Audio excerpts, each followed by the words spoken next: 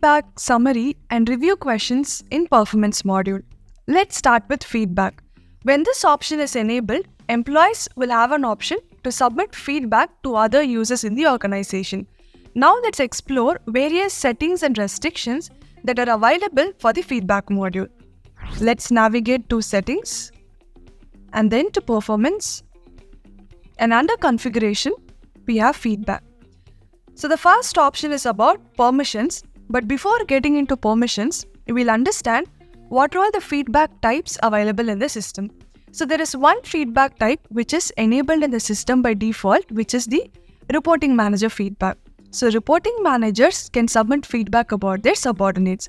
Apart from this, there are two different types: peer-to-peer and 360-degree. So when you enable the option peer-to-peer, employees will be able to provide feedback to other users who are in same level in the organization as the employee. When it comes to 360-degree, employees will be able to submit feedback to anyone in the organization. So you can go with any one of these options or you can enable both. Now let's go back to the permission part. To whom can an employee give feedback? So the first option we have here is to anyone within the department, which means the option to submit feedback is restricted within the department. So even if you go with the option 360-degree, employee can give feedback to anyone but only within the department. However, if you go with the option to all in the organization, there is no restriction. An employee can provide feedback to anyone in the organization. And then we have the option anonymous feedback, where the employee can choose to hide their identity. And for an employee to do that, you'll have to enable this option. And finally, we have feedback categories. So before providing feedback, the employee has to select the category, that is, whether their feedback is a positive feedback or a negative feedback, or it is a very simple observation. So these are all the default feedback categories available. You can edit or you can disable an existing category. You can also create a new category.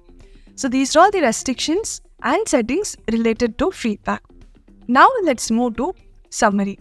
So summary is a space dedicatedly given to the reporting managers to keep a track of their subordinates' performance and other achievements, and about the other personal attributes of the employee as well. So first let's see how a manager can write a summary.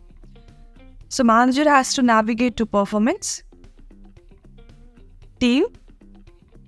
Their reportees will be listed here. They'll have to click on a particular employee name. And there we have summary. So click on summary, add summary, and this is a space where manager can record a summary. So when it comes to adding a summary, there are two different options. One is manager can directly write a summary. Click on submit. Or manager has to select a question before submitting it. You can also enable a setting that manager has to mandatorily select a question when writing a summary. If question is not made mandatory, they can simply write a comment. So this is how summary is recorded in the system. And when adding a summary, there are few predefined questions. As an admin, you will have an option to modify these questions in the system.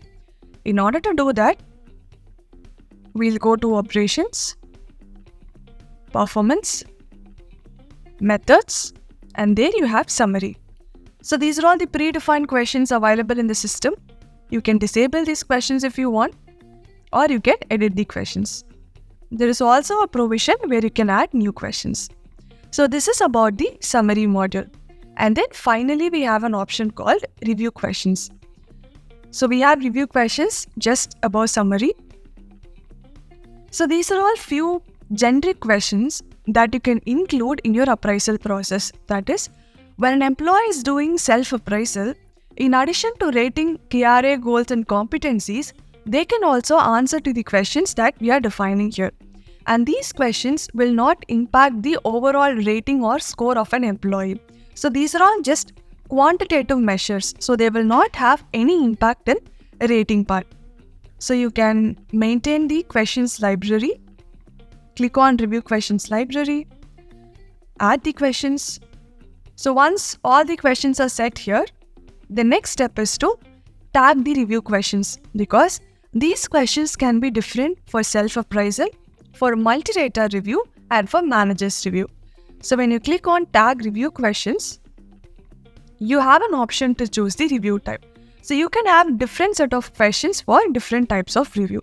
And these questions can also be specific to a designation or to a department, role, or location. So when these questions are tagged, whenever an employee is doing self-appraisal, multi-rater review, or manager's review, they will also have to answer to these questions. When you're initiating the appraisal process, you will have a provision where you can make this review questions option as mandatory, so that employees don't skip answering to these questions. So this is about feedback, summary, and review questions in performance module.